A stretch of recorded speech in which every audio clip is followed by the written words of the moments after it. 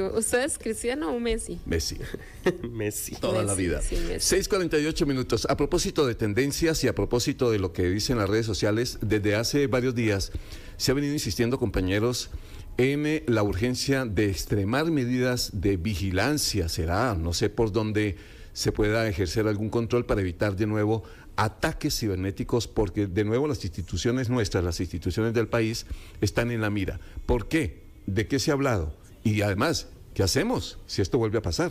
¿Recuerdan lo de la caja? Sí, que la caja repite y que recordemos que en el gobierno de Carlos Alvarado, creo que fue para el segundo año, si mal no estoy, varias instituciones del Estado fueron atacadas, recibieron ataques cibernéticos y esto no ha bajado. De repente no nos hemos dado cuenta, pero siguen los ataques hacia varias instituciones y alguna que otra sale a la luz. Pero es lamentable porque las instituciones públicas son blanco fácil de los ciberdelincuentes. Las más atractivas para ellos. Ahora, ¿qué nivel de peligro, en qué nivel de peligro podríamos estar? La pregunta sí, yo creo que quienes saben de este tema, conocen de este tema, investigan sobre este tema, pues es a quien debemos llamar. Por eso está con nosotros don Roberto Lemaitre, que es precisamente experto en el tema de ciberseguridad. Don Roberto, gusto tenerlo esta mañana aquí en esta radio. ¿Cómo me le va? Buenos días, un gusto estar compartiendo con ustedes y un saludo a toda la audiencia con un tema tan importante como este, ¿verdad? Definitivamente. Claro. Ángelo tenía razón, debe haber muchas cosas que no sabemos, debe haber ataques de los que no nos enteramos, pero ustedes obviamente sí ese radar deben tenerlo puesto. ¿Sí es evidente todavía o ya la amenaza ha desaparecido mucho? Vamos a ver, las amenazas cibernéticas no desaparecen ni van a desaparecer, es una realidad que todo sector público y privado todos los días recibe ciberataques y todos los días va a recibir incidentes. El tema está en cómo se preparan para tanto la atención, la prevención, la contención y además cómo me levanto si algo pasa. O sea, cuál es mi plan de continuidad, cuál es mi plan de atención en caso de que se materialice. Porque y en ciberseguridad lo decimos siempre, no existe riesgo cero. Eso es imposible. Si alguien les dice a ustedes que hay riesgo cero, que nada les va a pasar, eso no es posible, pero entonces hay que crear las condiciones para prevenir la mayoría de los escenarios, y en escenarios donde nos veamos afectados alguna de las condiciones de mi institución o de las empresas, ¿cómo hago para levantarme lo más pronto posible y afectar lo menos, y en el caso del sector público, un tema clave, afectar lo menos los servicios de atención pública? Don Roberto, muy buenos días, un placer saludarlo. Le quería consultar, hay datos que muestran que nuestro país recibe por lo menos 2.900 intentos de ciberataque por minuto, lo cual es un montón y son números por minuto, 2.900 intentos de ciberataque por minuto. En ese momento, cuando pasó el primer ataque a instituciones como la Caja, Ministerio de Hacienda y demás, que fue muy mediático, el gobierno había dicho que iba a apostar por una nueva infraestructura con respecto a ciberseguridad, por más personal, capacitación incluso de las personas que manejan los equipos dentro de las instituciones públicas. ¿Cómo vamos con eso? ¿Cuánto necesita el país invertir y qué tan atrasados estamos con respecto a una política de ciberseguridad a nivel, digamos, Estado? Bueno, ese es un tema importante. Antes del tema del incidente a nivel nacional, que pues, es de todos conocidos, que se tuvo con Conti Hype, de las instituciones pues que se vieron directamente afectadas, y además pues, toda la operativa que tuvo que realizarse pues para proteger las demás instituciones frente a lo que se estaba viviendo a nivel país, pero obviamente hubo impacto de instituciones claves que se vieron afectadas.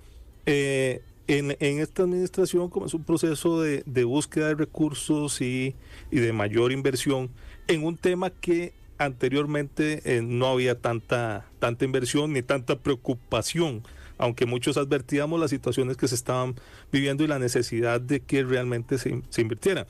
Para todos es conocido que el MICID, el área de ciberseguridad, es uno de los ministerios, y podemos decirlo así, uno de los ministerios más pobres, donde el presupuesto, a pesar de la importancia, y no solo los temas de ciberseguridad, hay otros temas importantísimos que se manejan desde ahí, pero no se le ha dado todo el presupuesto ni necesidades.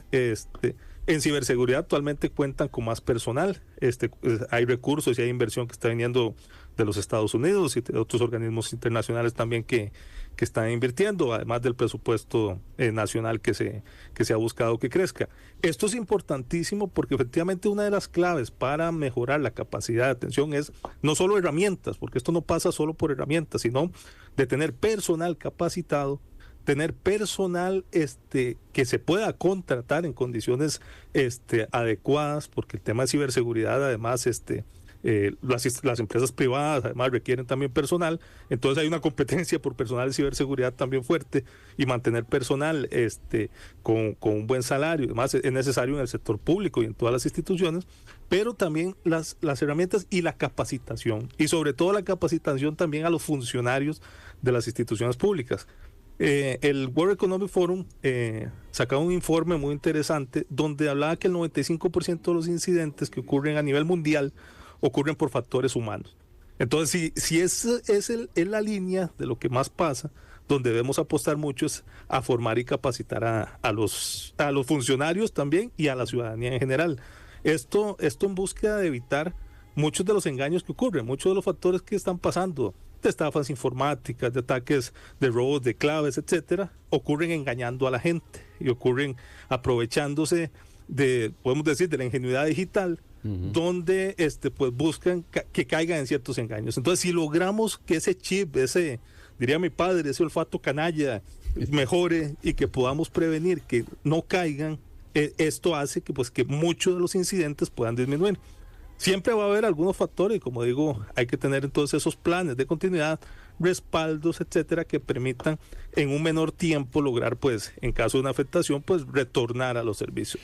Don Roberto, precisamente usted que se está refiriendo al tema de que se está necesitando más personal y se va a requerir personal, ¿qué características tiene que tener un estudiante, una persona que se quiera dedicar o piense como opción el tema de prepararse para áreas en ciberseguridad que, como usted dice, está creciendo, se va a estar necesitando y es algo que no va a dejar de crecer a lo largo de estos próximos años?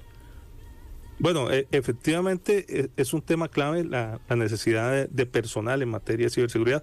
Por dicha, el tema de oferta académica en Costa Rica en general ha aumentado con la posibilidad de llevar cursos en formación en materia de ciberseguridad. Esto incluye tanto la formación técnica con conocimientos de cómo se funcionan los software, cómo se programa, etcétera, pero también la formación adecuada para entender cómo se analizan vulnerabilidades, qué herramientas puedo tener para revisar cómo comienzo a relacionar ciertas situaciones que pueden estar ocurriendo, nuestros equipos, servidores, etcétera, para identificar que puede haber algo anómalo dentro de nuestras plataformas.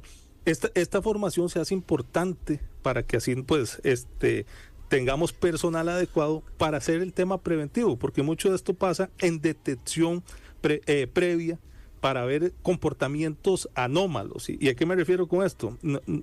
Todas las instituciones, todas las empresas tienen un comportamiento tecnológico, digamos, normal, por decirlo así. Entonces, ahora hablaban de cuántos ataques se reciben por día, por minuto. Entonces, eso podría ser un comportamiento normal que los equipos y demás identifican. Pero si comenzamos a salirnos de esos rangos, ya eso nos comienza a elevar las alertas y deberíamos tener entonces los planes de atención, las acciones, etcétera, la parte, digamos, más documental que permita guiar las acciones prácticas dentro de las instituciones. Entonces, cuando detectamos un tema que se sale de los rangos, comenzamos a decir, bueno, algo nos está pasando, necesitamos tomar acciones. Y esto incluye personal que pueda responder adecuadamente. Como le decía, por dicha, ahora hay más oferta en materia de ciberseguridad para esa formación. Don Roberto, ¿qué es olfato canalla? El olfato canalla, que si me está escuchando mi padre, ahí debe estar diciendo, es esa generar esa duda malicia frente a algo que nos ocurra, ¿verdad?